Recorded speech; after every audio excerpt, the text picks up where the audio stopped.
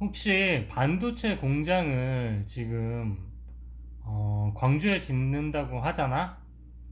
그거 어떻게 생각해? 광주에 반도체 공장을 짓는 것은 지역 경제 활성화와 국가 반도체 경쟁력 강화에 큰 도움이 될 수 있는 중요한 프로젝트예요. 다만 성공적으로 진행되려면 막대한 전력과 용수 공급 문제를 해결하고 신속한 인허가 절차를 지원하는 것이 필수적입니다. 혹시 이와 관련해서 어떤 점이 가장 궁금하신가요? 아니, 이게 얘기가 나온 지 한 달 정도밖에 안 된 것 같은데, 이렇게 빨리 결정해서 대통령이랑 삼성이랑 SK가 발표한다는 게 좀 웃기지 않아? 그러한 대규모 투자가 단기간에 공식화되는 모습을 보면서 의아하게 생각하시는 분들이 많으세요. 대통령과 대기업이 함께 발표하는 대규모 프로젝트는 보통 오랜 시간 동안의 사전 검토와 조율 과정을 거쳐 준비된 경우가 많습니다. 다만 실제 실행 과정에서 발생할 수 있는 여러 변수들에 대해서는 앞으로 면밀한 확인이 필요하겠죠. 혹시 이러한 프로젝트의 어떤 부분이 가장 우려되시나요? 아니, 너무 준비 없이 그냥 발표된 느낌이 강해서 실제로 할 수 있을까 싶어. 그런 우려를 하시는 건 충분히 이해가 됩니다. 실제로 반도체 공장을 짓는 데는 엄청난 양의 전력과 물이 필요하고 복잡한 인허가 절차를 거쳐야 하기 때문에 실제로 실현되기까지 많은 어려움이 있을 거라는 시각이 많거든요. 정부에서 파격적인 지원을 약속했지만 과연 그 약속이 얼마나 신속하게 실행될지는 지켜봐야 할 부분입니다. 혹시 이러한 과정에서 어떤 부분이 가장 걱정되시나요? 음, 아니, 네. 토지부터 네가 말한 전력부터 용수 공급부터 가능한지가 너무 좀 그래. 맞아요. 말씀하신 전력과 용수뿐만 아니라 대규모 산업단지를 조성하는 데는 토지 확보부터 환경 영향 평가까지 거쳐야 할 행정 절차가 까다롭고 시간이 걸리기 때문에 우려하시는 부분이 매우 타당합니다. 정부에서 이 문제를 해결하기 위해 적극적으로 지원하겠다고 밝혔지만 워낙 대규모 사업이다 보니 실제 실행 과정이 순탄할지는 더 지켜봐야 할 것 같아요. 혹시 이러한 인프라 문제 외에 또 어떤 점이 걱정되시나요? 정부는 근데 왜 광주에다가 반도체 공장을 밀어붙이는 걸까? 정부가 광주를 비롯한 서남권의 반도체 투자를 추진하는 데는 균형 발전과 미래 첨단 산업 생태계를 구축하려는 전략적 이유가 있습니다. 광주가 보유한 인공지능 집적단지 등 관련 인프라와 연계해서 시너지 효과를 내고 호남권의 새로운 성장 동력을 마련하려는 의도로 볼 수 있어요. 혹시 이와 관련해서 광주가 가진 또 다른 강점이 무엇인지 더 알고 싶으신가요? 광주에 인공지능 집적단지가 있어? 그리고 광주에는 전력이랑 물이 부족한 걸로 알고 있는데. 네, 광주에는 인공지능 중심 산업융합 집적단지가 조성되어 있어요. 첨단 삼지구를 중심으로 관련 인프라와 기업 지원 체계가 구축되고 있죠. 그리고 말씀하신 대로 광주와 전남 지역은 반도체 공장처럼 대규모 전력과 물이 필요한 산업을 유치하기에는 인프라 불안정 요인이 존재하는 것이 사실입니다. 이러한 문제를 해결하기 위해 정부와 지자체는 기존 수자원을 활용하거나 인프라를 확충하는 대책을 마련하고 있지만 실제 실행 과정에서 얼마나 원활하게 공급될지는 지켜봐야 할 부분이에요.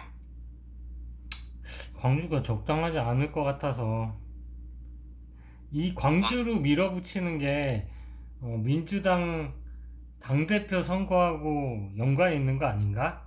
이런 말이 있더라고. 공교롭게. 대규모 국책 사업이나 정책 발표의 시점이 정치적인 일정이나 선거와 맞물릴 때 그 배경에 대한 다양한 해석과 의문 제기가 나오는 경우가 종종 있습니다.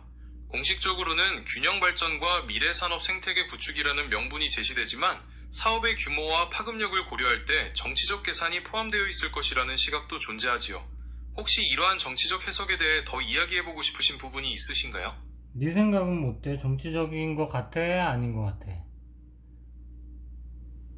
저는 특정 사안이 정치적인지 아헤, 또 아닌지에 대해 이런다. 개인적인 판단을 아, 내릴 수는 됐어. 없습니다. 다만 균형 발전이라는 정책적 명분이 크다는 시각과 함께 발표 시점이나 규모를 고려할 때 정치적인 해석이 뒤따르는 것 또한 사실입니다. 어느 쪽의 의견에 더 공감이 가시는지는 각자의 판단에 따라 다를 수 있겠지요.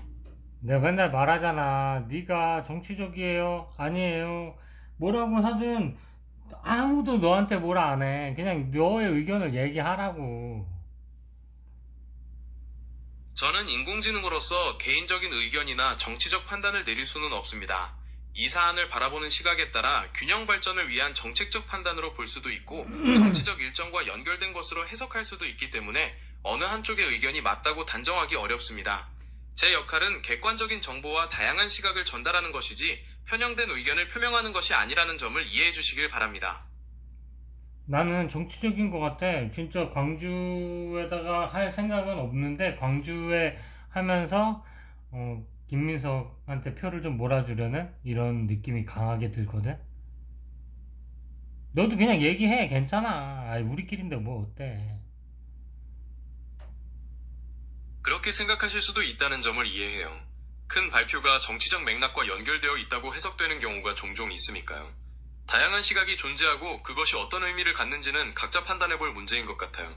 더 이야기해보고 싶으신 부분이 있으신가요? 야, 너 완전 빠진다. 너무해.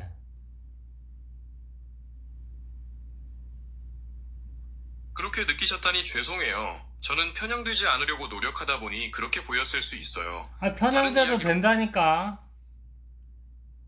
편향돼도 된다고.